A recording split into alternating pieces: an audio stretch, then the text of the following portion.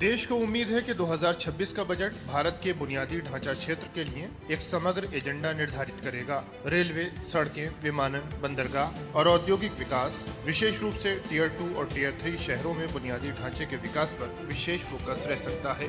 पिछली बार केंद्रीय बजट 2025-26 में बुनियादी ढांचे के लिए 11,21,000 करोड़ रुपए कैपिटल एक्सपेंडिचर का प्रावधान किया गया।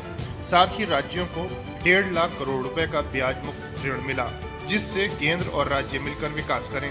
बुनियादी ढांचे पर ये प्रमुख फोकस प्रगति, नवाचार को बढ़ावा देने, रोजगार सृजन और नागरिकों के लिए जीवन की गुणवत्ता में सुधार के लिए एक मजबूत नींव रखता है। देश को $4 ट्रिलियन की अर्थव्यवस्था बनाने के लिए बुनियादी ढांचे पर फोकस सरकार की नीतियों में भी स्पष्ट नजर आता है। किसी भी अर्थव्यवस्था में निवेश करने से पहले निवेशक बुनियादी ढांचे के विकास को एक अहम पैमाने के तौर पर देखते हैं। ताज़ा आंकड़ों में बुनियादी ढांचे पर सरकार का कुल खर्च जीडीपी का 3.1% तक पहुंच चुका है। देश के अधिकतर शहरों में नमो भारत और मेट्रो सेवाओं की पहुंच को बढ़ाने पर फोकस हो सकता है। रेलवे इंफ्रास्ट्रक्चर के साथ साथ नई रेलगाड़ियों के विकास पर भी केंद्र सरकार बजटीय आवंटन बढ़ा सकती है।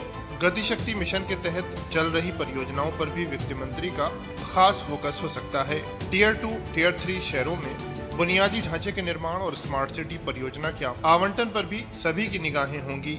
देश में लॉजिस्टिक कॉस्ट को कम करने के लिए मल्टी मॉडल कनेक्टिविटी पर भी बजट का फोकस हो सकता है। विश्व बैंक रिपोर्ट के मुताबिक भारत सरकार को शहरों में बुनियादी ढांचे के विकास के लिए अगले कुछ सालों में 7 लाख करोड़ रुपए निवेश करने की जरूरत होगी। उम्मीद है कि शहरी विकास की परियोजनाओं और सार्वजनिक परिवहन के लिए वित्त मंत्री अतिरिक्त फंड की व्यवस्था